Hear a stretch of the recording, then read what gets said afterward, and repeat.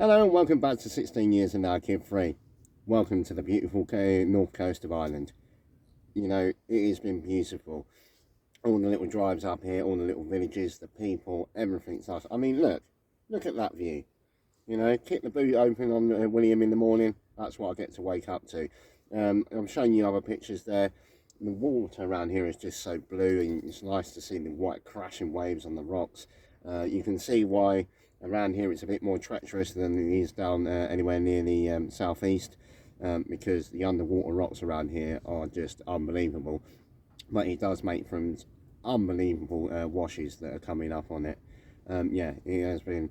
And saying about amazing people, the family I've been staying with, John, Kirsty Holdridge, I can't thank you enough. I know I'm going back on Wednesday to go and see you, so I'll try not to get too soppy for you to get soppy.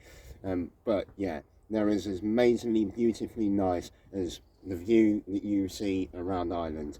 They go hand in hand. They've waited on me hand and foot, which is quite weird considering, you know, I've been, you know, a parent for like the last, well, a single parent for the last 7 years, and then I was still like doing everything before then, yeah, and then I've been self-sufficient on this, but they just waited on me hand and foot. I've woke up in the morning, gone into the kitchen, and one of the kids has got me an orange juice. They've cooked me a steak dinner. They cooked me what they call fake away, which is like a sub, you know, like I've been watching, you know, with all the trims and everything, won't let me pay for a thing. And yesterday they cooked me a Sunday roast, a roast beef Sunday roast with Yorkshires, potatoes, you know, and beef. I don't eat any veg. I know I'm a naughty boy.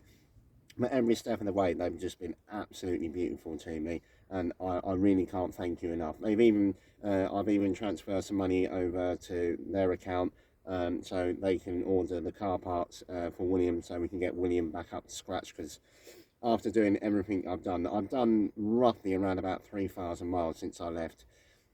Excuse me. And I left on the 20th of April. So, you know, I'm close to coming into my fourth month of doing this. And yeah, so I'm going back there Wednesday. They've been absolutely brilliant, absolutely understanding.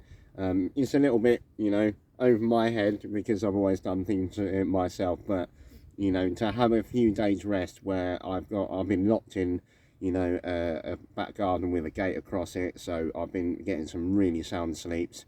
Because like a lot of you might know or not know, sometimes I wake up in the morning because there's writing all over William. I've got people, and you can't see in William's windows, but I can see a little bit out of William's windows. So I wake up with a face looking over it, you know, not necessarily to see him, but to read all the writing that's all over William. So it's just like, oh, okay. So it's been fabulous to get, you know, absolutely brilliant to, you know, just get my head down for a couple of nights. Been having some great fun. Their children are absolutely amazing, including Superhero. If you ever say or anything think that I inspire you in that way, and I've had a lot of people say it to me, and I'm glad I do. If you want to get out there traveling, please do it. You know, buy yourself a cheap car, or buy yourself a bike, or do it by foot, whatever way you want, and just get out there and do it. And but that little superhero, who's been diagnosed with leukemia since the age of just over 2, I think. I'm not too sure, but you know, she's become 3 now. Shows life with such pizzazz, such energy, and she takes it on.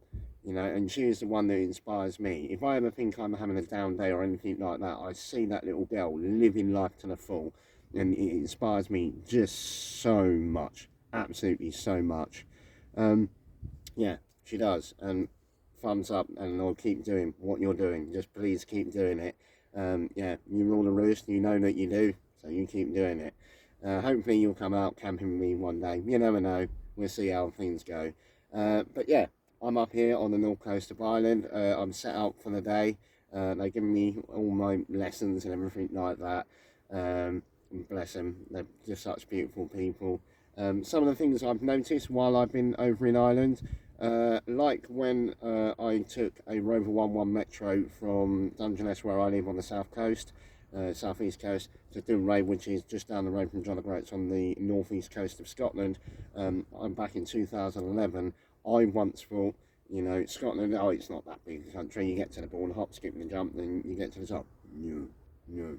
And Ireland is exactly like that. It might look a little bit smaller off to the side, but you know, from Dublin, which is about halfway up the country, to Derry, near Derry where they live, 3.5 hours, and then it's another hour to get to the north coast. So that's 4.5 hours. And as I was chatting to a gentleman on the Irish ferries, and he was going to the southwest coast, which was 3 hours away. So it's a big country, and it's got so many views there, so many views. It moves from, you know, moors, flatland, into mountain ranges, into dramatic coastlines so quickly. I mean, it does. It takes your breath away. There's some brilliant driving roads over here. Some of the other things is if you come over here, one of the things you got to watch out for when you're around this area of the north coast is you're butting up against Northern Ireland. So the speed limits will change from kph to mph, mile per hour, to kilometres per hour, over and over and over again. And it does, because you'll be going through one place and it'll say 50 kph, and then you'll go through another place and it'll say 60 miles an hour, and you're like, oh, okay. That's one of them things. Over here as well, they will say the guards, you know, watch out for the guards. And it's just the same as being over on the mainland UK, they're just the police, but over here they call them the guards. That's what they do. That's one of them things. Yeah, you can bounce between paying sterlings and euros. It's the John a comment on underneath. There's something that you can put in. I hate internet banking. I absolutely dread internet banking, but he keeps trying to convince me to do it. But if you're going to spend a long time over here, it's one of them things, and he most really put it underneath. I'm not going to pronounce the name of the place. I'll put it in the title at the top, because I was destroying names in the north of England, let alone over in Ireland or in Wales. I'm trying not to do it. Another thing is, people over here, they show their emotions on their face. It's not like back home where, you know, oh, rest in bitch face, or somebody will smile at you but quite happily stab you in the back. If somebody's smiling at you, they're happy with you. If they've got a frown on their face, leave them alone, because it means they're not in the mood. You know, it's just one of them things. Yeah, absolutely brilliant. Yeah, I've just had such a brilliant time with the family, with all the kids and everything like that. You know, seeing the teenagers and their ups and downs. It is quite cool. I get to see it with Amelia and Leah, but by virtual course. And you know, teenagers are teenagers. They ever, you know, hate you or dislike you.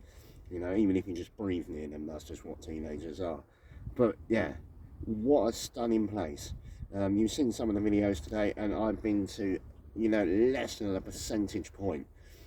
I must admit, when I drove up to it from Dublin all the way up to near Derry, I didn't take any photos. By the time I got out of the port, it was knocking on 7 o'clock, and then I had a 3-hour drive. I weren't stopping, I was just getting to where I needed to be. Yeah, it is, but it is a beautiful view. I'll give you a quick show round. You know, you got over here, this way is heading towards Scotland and everything like that. I'm going to move a bit forward because I've got lots of people camping here. And then you've got this lovely cove with the sandy beaches. I was down there with a gentleman, and I said, oh, are you camping overnight? And he was like, yeah. And I said, oh, so am I. And he goes, oh no, I think you're going around with them. And if they say that, they mean it.